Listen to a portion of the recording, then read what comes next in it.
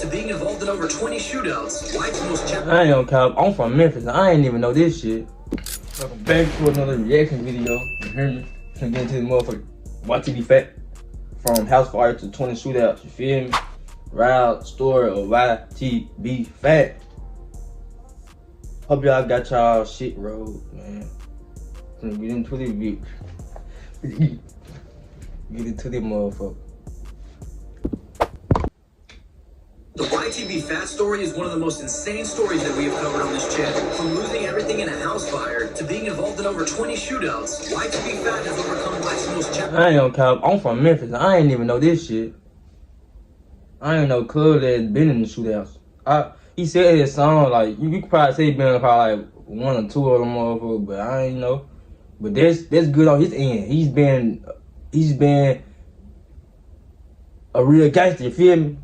Don't say shit. Them motherfuckers be thinking shit. To being involved in as long as motherfuckers know you own it.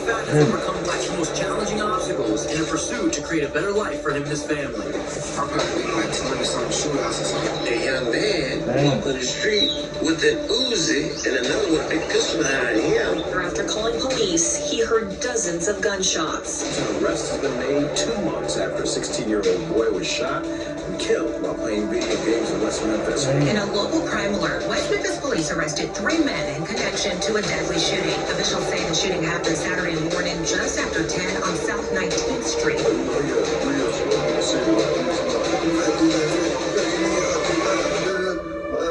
Fuck this shit, bro.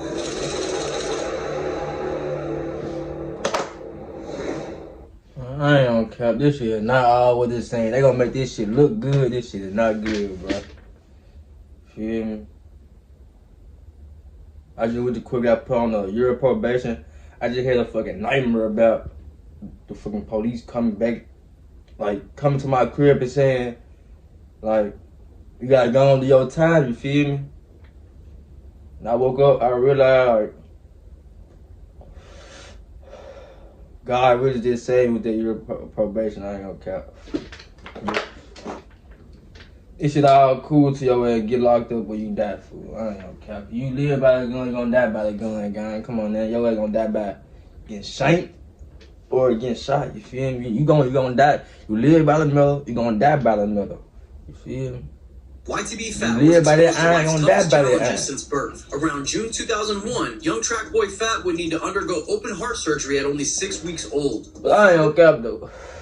My bad for keep talking this shit, keep hollering, but I'm blowing. The twin brother, who is now known as Fox BD, his family would consider Fatt to be a miracle child, and they would be right about that. Fatt was mostly raised by his grandmother in West Memphis, Arkansas, near Foxwood Street in the Westwood Apartments, where everyone in the neighborhood referred to Fatt's grandmother as I feel like everybody in Memphis have a bedroom growing up, and he would be live their sitting on the grandma. couch every single I day. started living my grandma like at 11, An hour drive from the penitentiary, Fatt would talk about how it seemed like in order to get out of the city for good, everyone had to stop by the pen at least once. Since a kid, Fatt always and a gambler. While he would openly discuss hosting dice games in 4th grade, he was teaching his entire class how to gamble at only 10 years old, turning the classroom into a casino after learning from his cousin Bankroll Freddie. Freddie would be Fatt's role model as kids. However, that relationship will later take an extremely dark turn. When Fatt was about damn, I didn't even know that was cousin. You got no Bankroll Freddie. Where you from?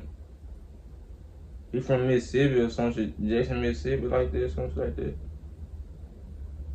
No, I think they still close to 18 years old, he would see the streets for what they really are. While hanging out with his close friends at his grandma's house eating cereal, Fatt's friend would leave to get more cereal. However, he would never make it back. After losing his friend, Fatt said life was hard at that time and he would find himself hitting the floor 3 times a day to grieve, but still had to make it down to the dice game in order to make a living. Then, a year later, Fatt and his cousin CB would be at his grandma's house when CB would ask Fatt for some money to go to the store. Fatt would not only give him the $10, but he would say he didn't want it back. Unfortunately, that day, CB wouldn't make it back from the store. If that wasn't bad enough, only a year after that incident, Fatt would lose someone close to him yet again. And not to mention, this incident would also occur at his grandma's house. Mind you, where Fatt was living and sleeping on the couch. Fatt and his cousins would all be living under this roof together, and Fatt was trying to resolve some issues between the two of them, but it wasn't going as planned. As soon as Fatt turned his back, he would hear shots fired, only to see his cousin lying on the ground and his family start to panic. When Fatt would run to help his fallen cousin, he would look up to realize that the shooter was his role model growing up, Frankie. While Fatt was in disbelief and covered in blood, Back roll fresh, shut shit up. Damn. Imagine seeing Big Cuz, he popping and doing that big shit, and he just killed your. What you say he killed? Where Fatt was living and sleeping on the couch. Fatt and his cousins would all be living under this roof together, and Fatt was trying to resolve some issues between the two of them, but it wasn't going as planned. As soon as Fatt turned his back, he would hear shots fired, only to see his cousin lying on the ground and his family start to panic. It was When a Fatt would family want to help beat. his fallen cousin, he would look up to realize that the shooter was his role model growing up, Frank. While Fatt was in disbelief and covered in blood, he would try to make out his cousin's last words as his cousin would fall lifeless in his arms. Now, since Fatt had been surrounded by violence, it's important that we point out that his escape would eventually be music. It turns out that his brother Lil Cam would be the one to get him into music. After trying his hand at doing skits and even making up dances throughout his teen years, by the time he was 18, Fatt was starting to see some success with his music, dropping the Punch series, which included 3 parts. On Punch 345, Fatt would establish himself as a ladies' man with lyrics saying, "I'm taking every girl, you can call me Fat Usher." Bitch, you can't plug with Fat Boy cause he a plug. I'm taking every nigga bitch that I see, you can call me Fat Usher. Yeah. It is important to note that he was also going by the name Fat Boy. Damn, cap. He was just on that motherfucker, no cap. Time. Even though Fatt does like to flex at times, he would always remain humble. Even after starting a fan base at school, people would ask him how much a feature would be, and he would only charge them $35. You can also see here what I believe is his first music video, titled Hoes Wicked, featuring his brother Lil Cam. Their buzz would make so much noise throughout the city that local channels like Mid-South Media would reach out to get an interview early in Fatt's career. In this interview, we can see a raw version of a young Fatt as he tells the audience that he's a known member of the GDs and that he has been in over 20 shootouts. I swear to God, I ain't getting nothing. Like, I probably been in like 20 something shootouts or something. Yeah. Niggas that come through shooting their head. Not to mention, he would also walk us through the scene where his friend Zay was gunned down on the side of his This shit grandmother's going on house. every day in Memphis, though. I ain't gonna cap. Even if you ain't just on the block and none of this shit, in Memphis, the average person gonna get in about, I'd say, a half a shootout or a whole shootout. Or as I say a half shootout, cause motherfucker get caught in shit, you feel me? Now I say a whole shootout, cause you probably real dead. Got some beef, you feel me? With somebody like they did something to your folks or some shit. You gotta do what you gotta do. Nigga smacked your mama or some shit. You gotta do what you gotta do. You want a nigga end up getting in the shootout, you feel me? But, bro, He got hit in the back of the legs and all type of shit. Yeah. Niggas really don't know real. yeah, though, this shit After go this on. interview, Fatt knew that this was his calling to make it out of the hood. That year, in 2019, Fatt would keep his foot on the gas, dropping a new music video every month. Fatt would also drop some skits in these videos, reenacting himself being arrested by the feds while rapping lyrics like, "I'm with some GDs and you can get blue back." And in the video for Close, Fatt actually imagines himself being killed. It's clear that Fatt would have a hard time coping with all this death and violence surrounding him, and would battle with self-harming thoughts. Fatt was really becoming well known for his music at this point and would perform live at local shows, like this one here, where he would be opening for Lil Boosie. Things would seem like they were going great, while Fatt and his crew would meet up with all their friends and I ain't on cap gun. You gonna have them growing up in Memphis. You gonna have them death nightmares. You gonna think about this shit all the time. You gonna have nightmares about it. You gonna this shit the jungle, boy. Real.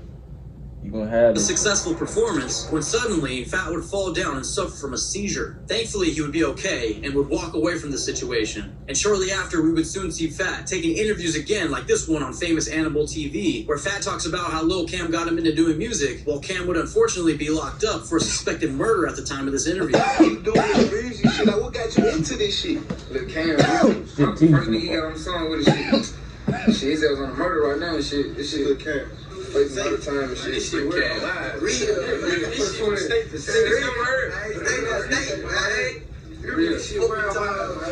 real. During this interview, we would also hear about the time when Fatt was shot.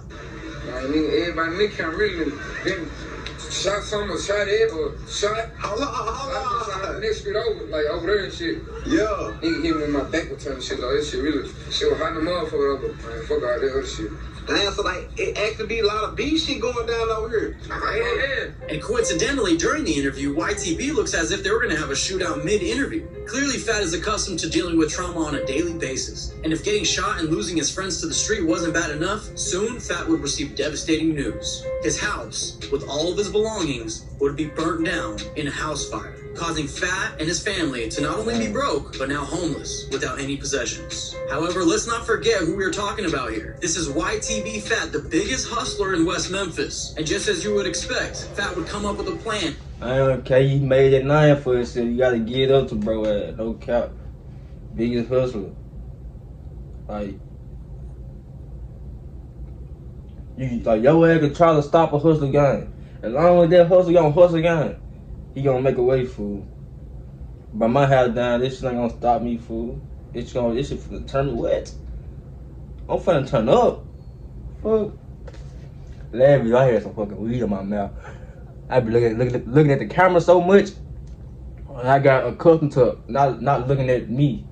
To make some fast money, considering he did have a pound of weed that was burned down in the house. After losing his re-up, he was advised by his friend, Clutch Frenchie, to take a stab at selling juice. No, I'm not talking about cough syrup either. I mean actual juice with his own branding. As crazy as it sounds, it would work. Well, Fatt would rake in $6K in sales in the first week of business at $5 a bottle. After making this major comeback, Fatt would hit the ground running, dropping 8 music videos back to back, amounting in over 10 million views, including this one video where my came back up legally, selling his own product. Hey, there's some real nigga shit. No cap. Start back. I don't care. This video gonna motivate me. the scene wearing a MAGA hat, and there was also gonna motivate me. that he dropped on 9/11. He knew you was gonna be would rich. have Fatt getting recognized everywhere he went, and with the love would He's come up a on lot of steady. hate. He love Now at this dudes is point, running Fatt shit has up. dealt with all kinds of violence and And death. take my But soon video. he would get word that his auntie was gunned down days Damn. after he was just with her. Fatt wouldn't take this loss well at all. In fact, he would immediately go get a gun and head out to seek revenge for his fallen family. Now, call it divine intervention or what have you, but literally, while Fatt was on a drill, he would get a text message that would change everything. The one and only Moneybagg Yo would reach out to Fatt, letting him know that he was a fan and wanted to sign Fatt to Bread Gang. Of course, Fatt was extremely reluctant to believe that this was a real deal. And Cuz said he said that in his song. He was like, I be stuttering and shit, so if I be fucking up with my words, don't mind me. But he was like, nigga kill my auntie. I think he was like nigga kill my auntie. I was finna go do this and that. Glad I didn't do it because he was gonna be up the road or some shit. I don't listen to songs every day. He said shit like that. But his doubt would soon be short-lived after Moneybagg Yo would deliver on his promises. And soon Fatt would be seen in Times Square pulling racks out of the bank. Shortly after, Moneybagg Yo would seal the deal with a company dinner and announced YTB Fatt as the newest artist on Bread Gang, the label. YTB Fatt's life would entirely change that day after receiving that text message. And everybody would see these rewards soon when Fatt would be seen on IG with a full bust-down grill and chain. If you think that Fatt would take his foot off the gas though, you would be terribly wrong. Fatt would go on to drop a few more singles, however most notably would be Shot Off Gumbo, featuring Fatt Wizza and Moneybagg Yo, sitting at a solid 17 million views to date, and also Get Back, which sits at over 26 million views to date. It was fair to say that Fatt had officially made it to the big leagues. And to solidify that, Lil Durk would be seen on IG singing the lyrics to Get Back. Fatt would take all of this clout and go on a press run, doing interviews with DGB Media, On the Radar, and the one that really put him in front of a lot of eyes was his interview with $1 Million Worth of Game, while Fatt and Moneybagg Yo would be getting interviewed on a private jet. It is in this interview we get to see the reasons why Moneybagg wanted to take a chance on Fatt. That nigga voice, that nigga just talking like that nigga, like you know, like some people like you hear, you be like, okay, they just another nigga. Like never heard this shit. As soon as I heard this yo, shit, I can tell when a nigga got this shit. He play this shit for me. I'm like, who the fuck is that? Where he at? I'm ready to go to West Memphis and everything. I go pick this nigga up. You ready to go back down the way? Yeah, I'm ready to go back down the way. But shit, he kind of flew to Miami. Shit, the rest was history. Made it happen. That's the video. Then we did the video you saw. Signed him. broke that bag out for him, gave him 4 or 5 chains, you know what I'm saying? He would also share that Fatt would always show Moneybagg the death threats he would receive and would have to fight the temptation to go back and spin the block. You know, he got real smoke in the city, like, same shit, like, he into the whole city, in the city like this big. You know what I'm saying? The city this big, nigga into the whole city, so he's sending me Facebook videos, screenshots, nigga talking about, Fatt this and Fatt your nigga out, nigga down, and da-da-da. Man, fuck that shit, bro. Like, he ain't on it. Moneybagg would continue to fulfill his promise to Fatt by putting him on his new album, Hard to Love, on which Fatt would feature on a track broke ass niggas be like, Lil Durk, man, we gotta go do this and this. Also put him on his Larger Than Life You told money, this gonna make It's him fair mad. to say that Moneybagg Yo came in at the right time to make a positive change in YTB Fatt's life. While Fatt would never allow this to slow him down. In fact, he would keep dropping 10 more videos in 2023, amounting in over 50 million views, and would also drop 2 projects titled Who is Fatt and Fox's Only, to let the world know that he is here to stay. Fatt would also be seen in another hood vlog where we would see his friend Mar, who was just released from prison. We would also get a look inside and see the couch where Fatt would sleep daily. And his father would also fill us in on his miracle open heart surgery at only 6 weeks old. Had an open heart surgery, he was 6 weeks old. And to see him now come through here, it's a blessing. Now, I wish I could say that Fatt's mainstream exposure was all good, because there was some major drawbacks as well. For example, friends were starting to switch up on Fatt, and on top of that, Fatt would also accuse Playboy Cardi and Travis Scott for stealing his flow on their new song, Fiend. He would take to IG to post his grievances, saying that he received over 500 messages from fans making these claims. I don't believe that Cardi or Travis would respond, however, this controversy would still benefit Fatt's growth. By 2024, Fatt was practically a household name with millions of views, a mainstream cosign, and a nationwide tour. YTB Fatt has officially made it to the big leagues, and somehow Fatt would always remain humble, and in fact would continue to stay sober throughout all of this mess, dropping another 15 music videos garnering over 60 million views, including the song titled Conspiracy V2 featuring Lil Durk, which this song alone has 20 million views. Not to mention Fatt would drop 2 more projects this year titled On Zay and The Richest Fox. And if that wasn't enough exposure, Fatt would also head out on tour with the one and only Rod Wave. Now, wrapping up 2024 and 2025, Fatt is clearly undeniable. Come on, been through all this shit. And all he did was keep going. Kept to his hustle.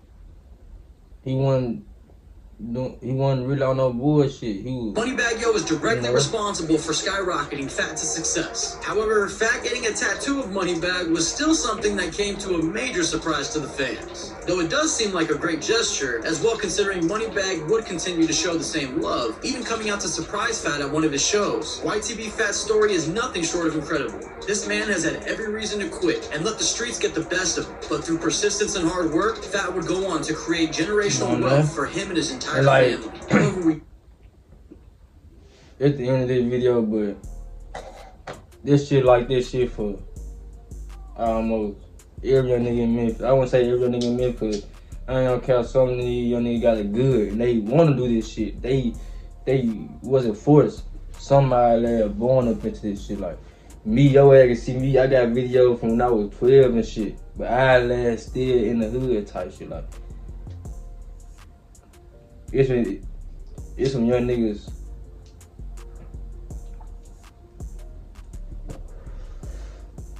who got their mom and dad. My bad, y'all. Phone had cut off, but what I was saying, like, all I was saying was, if you're not forced in the game, you keep going. But for the ones who was forced in it, all I could tell you was, don't let this shit, it's gonna break you or make you. And y'all see what it did for YTB Fatt, it made him. So this didn't make y'all and not break y'all, you feel? But yeah, if y'all like this video, hope y'all subscribe and like and all this shit. Y'all go fuck with my boy.